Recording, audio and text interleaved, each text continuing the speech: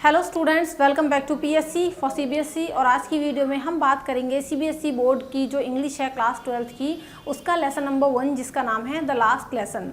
तो first lesson का नाम क्या है? The last lesson. उसी की यहाँ पर समरी हम यहाँ पर डिस्कस करने वाले हैं। तो प्रॉपर तरीके से आप नोट्स बना सकते हैं, तो पूरा चैप्टर आपका यहाँ पर आज क्लियर हो जाएगा। तो चलिए वीडियो को शुरू कर लेते हैं। चैनल पर नए हैं तो सब्सक्राइब कर लें, बेल आइकॉन को प्रेस कर लें ताकि सारी वीडियोस आप तक जो है आराम से पहुँचती रहे। एंड हाँ, don't forget to like and share this video also. तो देखिए, ये जो है हमारा क्लास 12 सीबीएसई इंग्लिश का लेसन नंबर 1 है और लेसन नंबर 1 का नाम ही क्या है? द लास्ट लेसन, यानी आखिरी लेसन। तो बेसिकली ये किसका आखिरी लेसन होने वाला है, किसका लास्ट लेसन होने वाला है, यही हम यहाँ पर आज देखने वाले हैं। तो चलिए देख लेते हैं इसकी समरी को। तो बेसिकली हमारी समरी यहाँ से शुरू हो रही है। तो देखो, आपका पहली जो हेडिंग है वो है little Franz late for school. ये कहानी है लिटिल फ्रांस की, यानी छोटे से फ्रांस की। नाम है उसका फ्रांस और नरेटर वो खुद ही है इस स्टोरी का।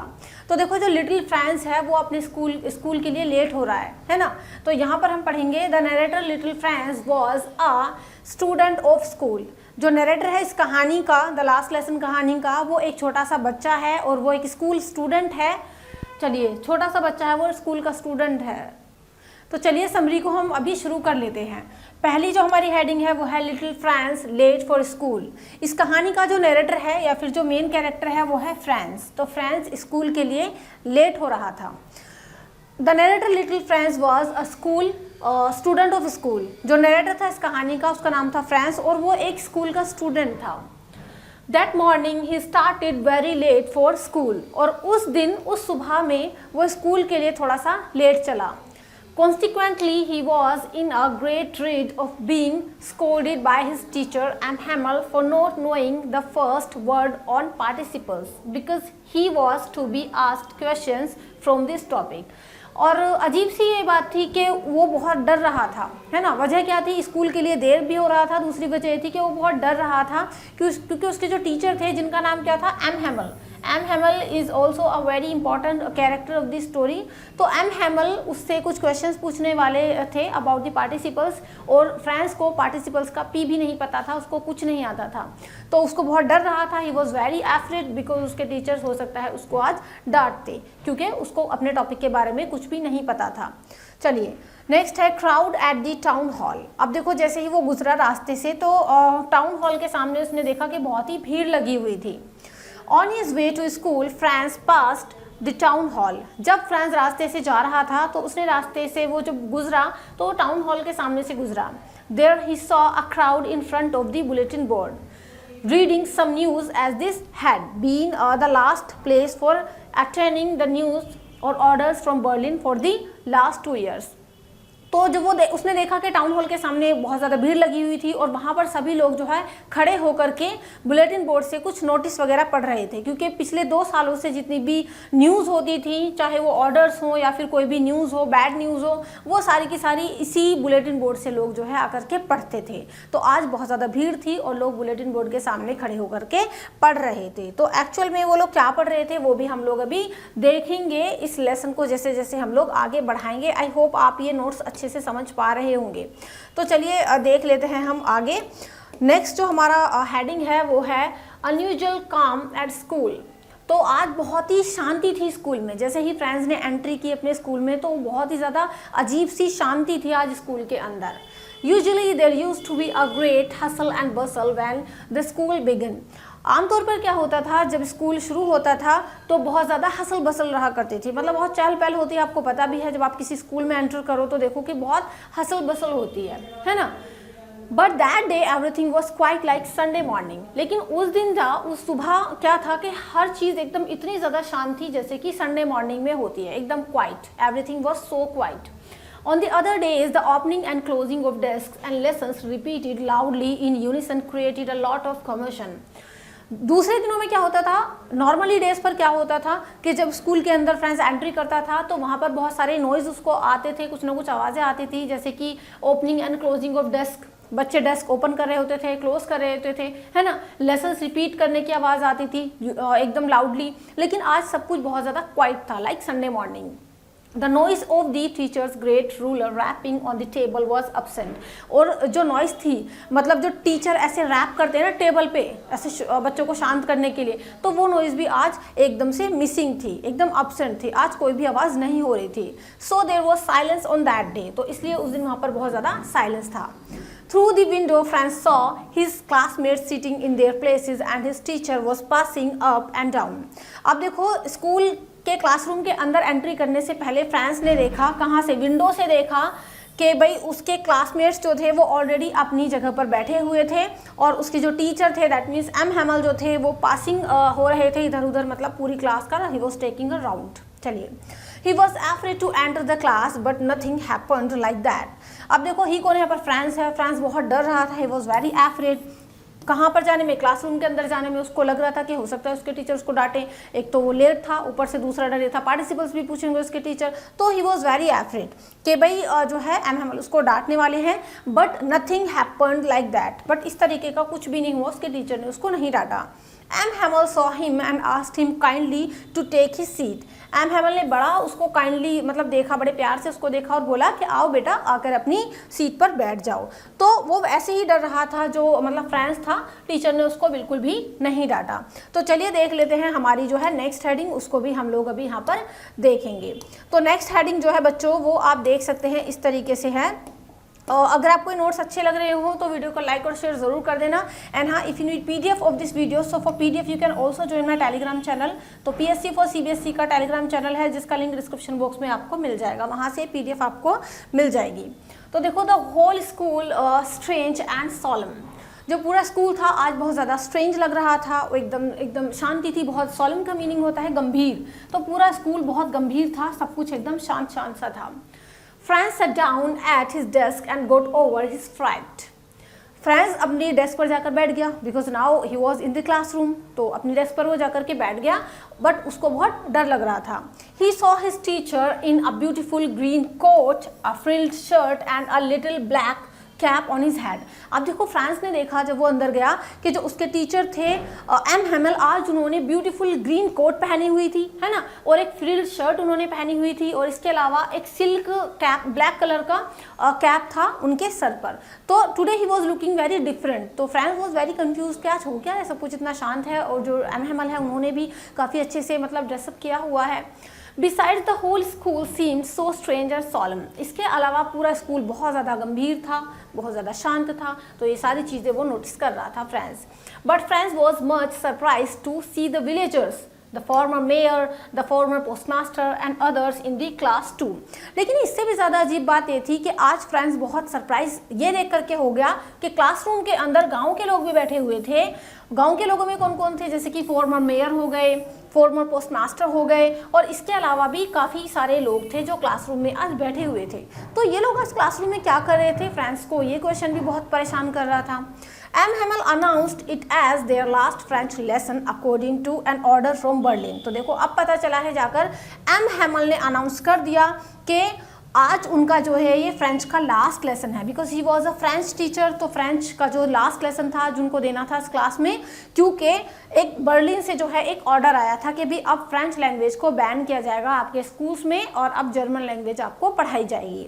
सो this was the last lesson of M Hamel, जो वो देने वाले थे अपने स्टूडेंट्स को। दैट्स वाई सब कुछ अजीब लग रहा था, सब कुछ शांत था, और जो विलेजर्स थे वो भी उनको रेस्पेक्ट पे करने के लिए आए हुए थे क्लासरूम में कि चलो जो एम हैमल है उन्होंने काफ़ी लंबा टाइम इस स्कूल को दिया है, तो सब काफ़ी सीरियस थे उनको लेकर के, इसलिए सब जो है वहाँ पर आज इकट्ठा हुए थे।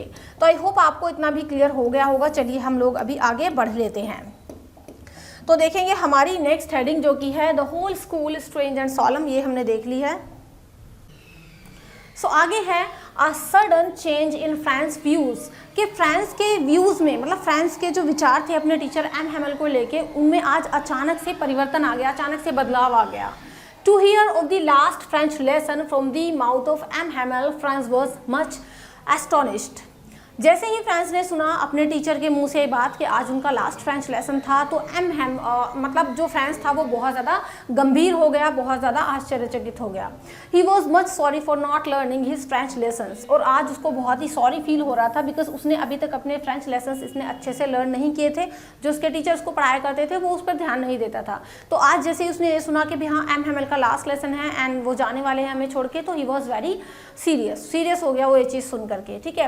Earlier he never took any interest in his studies, क्योंकि इससे पहले कभी उसने अपनी स्टडीज़ में इतना इंटरेस्ट ही नहीं लिया, कभी ध्यान से पढ़ा ही नहीं। आज उसको सारी चीज़ें फील हो रही थी। He started liking M Hamel and forget about his ruler as well as his troubling behaviour. और आज जो है आज उसको एम हेमल अच्छे लगने लगे थे, मतलब अपना वो टीचर जिससे वो परेशान था, जिस टीचर को वो बोरिंग समझता था, खड़ूस समझता था, आज उस टीचर से फ्रांस जो है इम्प्रेस था और आज उसको वो अच्छे लग रहे थे, है ना। और अब वो भूल गया था कि भी हाँ एम हेमल का जो भी ट्रबलिंग बिहेवियर था, जिस तरीके से वो स्ट्रिक्ट टीचर थे, तो वो सब कुछ भूल गया था आज, और आज उसको एम हेमल बस अच्छे लग रहे थे। Everyone wanted to thank M. Hamel for his 40 years of faithful service and of showing their respect for the country that was theirs no more. और आज जो है यहाँ पर सब इसलिए इकट्ठा हुए थे क्योंकि एम हेमल ने अपनी ज़िंदगी के 40 साल इस स्कूल को दिए थे। दैट मीन्स उन्होंने यहाँ पर 40 इयर्स की फेथफुल ड्यूटी निभाई थी, और रेस्पेक्ट शो करने के लिए जितने भी विलेजर्स थे, जितने भी लोग थे, आज वो सब यहाँ पर इकट्ठा हुए थे कि चलो एम हेमल ने जो है अच्छे से बच्चों को पढ़ाया है या फिर इतना लंबा टाइम यहाँ पर दिया है। तो चलिए नेक्स्ट हेडिंग अभी हम लोग जो है देख लेते हैं। तो नेक्स्ट हेडिंग जो है कॉलिंग द नेरेटर्स नेम। अब देखो क्योंकि नेरेटर जो है आज पार्टिसिपल्स की क्लास थी उनकी, तो अब फ्रांस का नंबर आ गया था पार्टिसिपल्स को रिसाइट करने का, है ना, सुनाने का। When France was called to recite, he got mixed on the first words and stood there holding on his desk.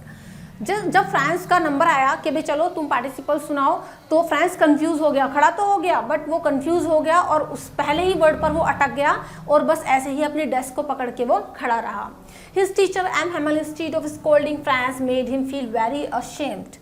अब उसके टीचर ने क्या किया, एम हेमल ने उसको डांटने की बजाय फ्रांस को बहुत ही अशेम फील कराया, मतलब उसको शर्मिंदा किया एक तरीके से, उसको मतलब बताया कि भी तुम वहाँ पढ़ने में अच्छे नहीं हो वगैरह वगैरह। तो डांटा नहीं बल्कि उसको शर्मिंदगी फील कराई।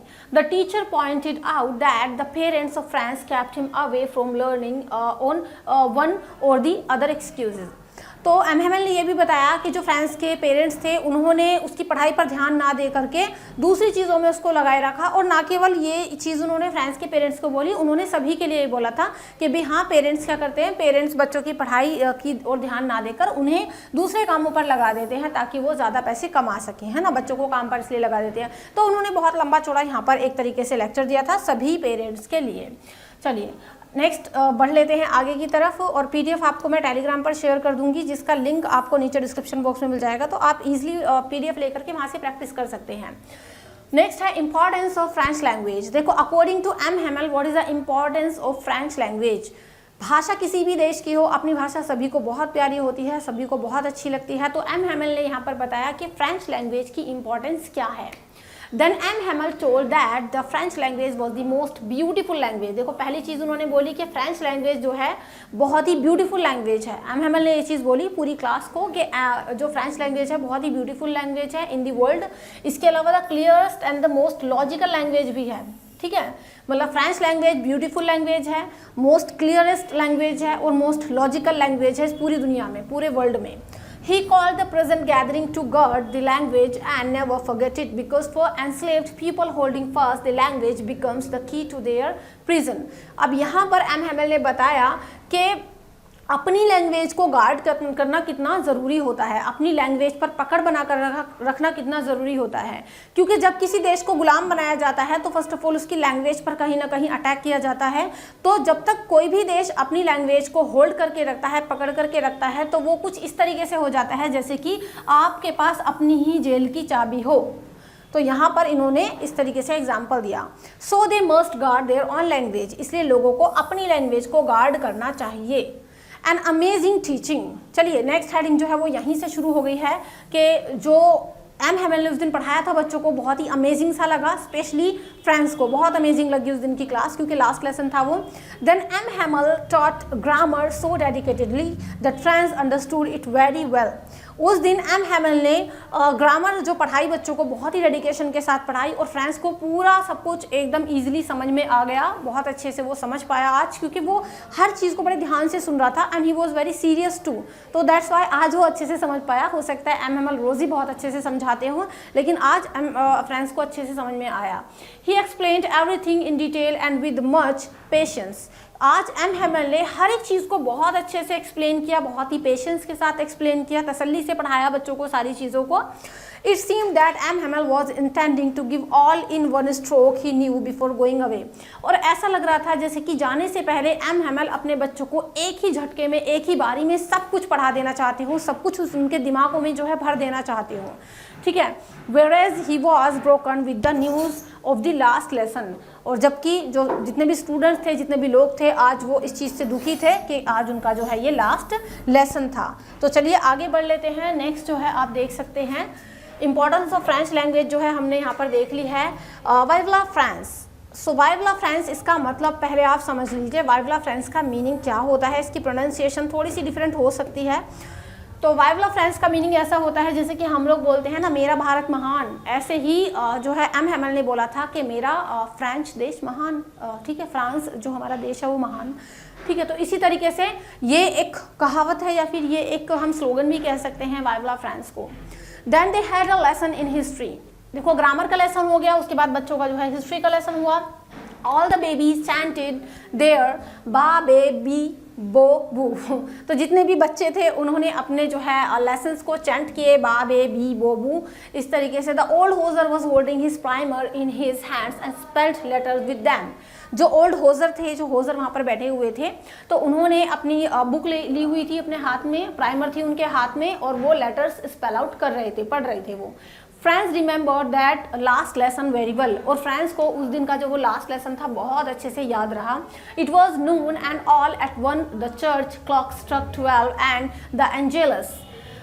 अब ये दोपहर का टाइम आ गया था, उनके सारे लेसन्स ख़त्म हो गए थे, सारी पढ़ाई बच्चों की आज की हो गई थी। तो 12 बजे का टाइम हो गया था, चर्च ने 12 बजा दिए, और उसके बाद जो एंजेलस था यानी जो प्रार्थना वगैरह थी वो भी वहाँ पर हो गई। At the same moment the trumpets of the Prussian soldiers sounded under their Windows. और उसी मोमेंट पे जो प्रशियन सोल्जर्स के ट्रम्पेट्स थे, ट्रम्पेट्स का मतलब जो वो जिस साउंड्स के साथ वो भोंपू वगैरह बजाते हुए आ रहे थे, तो वो भी बच्चे अपनी विंडो के पास से सुन पाए कि हाँ अभी टाइम हो गया है। M Hamel stood up in his chair. अब एम हैमल अपनी चेयर से खड़े हो गए क्योंकि क्लास ओवर हो गई थी उनकी। He looked very pale and powerless. और क्योंकि वो हर एक चीज़ को इतना ध्यान से देख रहे थे, उनका लास्ट लेसन था, तो he was very serious too. तो उनका जो फेस था वो पेल यानी कलरलेस सा लग रहा था, बहुत ही बदरंग चेहरा उनका हो रहा था, वो बहुत ही पावरलेस लग रहे थे। He tried to speak and call them his friends but something choked him.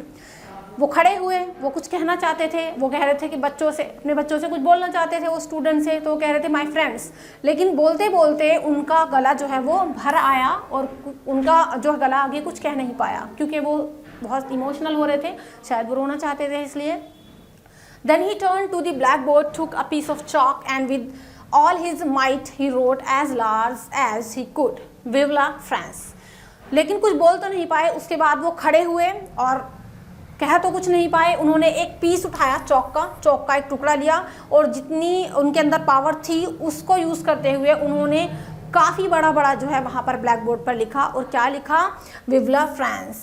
जैसे कि हम बोलते हैं कि मेरा भारत महान, तो ऐसे ही उन्होंने बोला कि फ्रांस हमेशा अमर रहे। Then without uttering a word he leaned against the wall and made a gesture with his hand। और उसके बाद कुछ बोले तो नहीं, वो ऐसे ही दीवार के अगेंस्ट झुक करके जो है खड़े हो गए। और उसके बाद उन्होंने बस हाथ के गेस्चर से, मतलब हाथ के इशारे से ये कहा, स्कूल इज़ डिसमिस्ड। स्कूल आज डिसमिस हो गया है एंड यू मे गो, आप जा सकते हो। दैट मीन्स उनकी जो क्लास थी वो ओवर हो गई थी। Thus M Hamel taught his last lesson very dedicatedly but he was deeply overcome by a strong emotion. तो इस तरीके से एम हैमल ने आज अपने लास्ट लेसन को बहुत ही डेडिकेशन के साथ पढ़ाया, लेकिन एक इमोशन था जो वहाँ के लोगों से, जो वहाँ के स्टूडेंट से वो जुड़े हुए थे, जिस इमोशन के साथ, उससे वो डीपली जो है मतलब ओवरकम नहीं हो पा रहे थे। तो चलिए, आई होप आपको ये पूरा लेसन अच्छे से समझ में आ गया होगा। मैंने सारे नोट्स आपको बनवा दिए हैं और ये PDF आपको मैं टेलीग्राम पर शेयर कर दूंगी। सो स्टूडेंट्स, वीडियो अच्छी लगी हो तो लाइक कर दें, शेयर कर दें और चैनल को सब्सक्राइब कर लें। अगर आपको ये लेसन अच्छा लगा हो तो आप मुझे कमेंट सेक्शन में अपना फीडबैक ज़रूर दें। पीडीएफ के लिए टेलीग्राम को ज्वाइन कर लेना, जिसका लिंक डिस्क्रिप्शन बॉक्स में दिया गया है। बाकी आपके अदर सब्जेक्ट्स भी यहाँ पर चल रहे हैं, जिसकी प्लेलिस्ट आप चेकआउट कर सकते हैं। सो चलिए, नेक्स्ट वीडियो में हम इसके इंपॉर्टेंट क्वेश्चन आंसर्स भी डिस्कस करने वाले हैं। So see you in the next video. Thank you so much and good bye.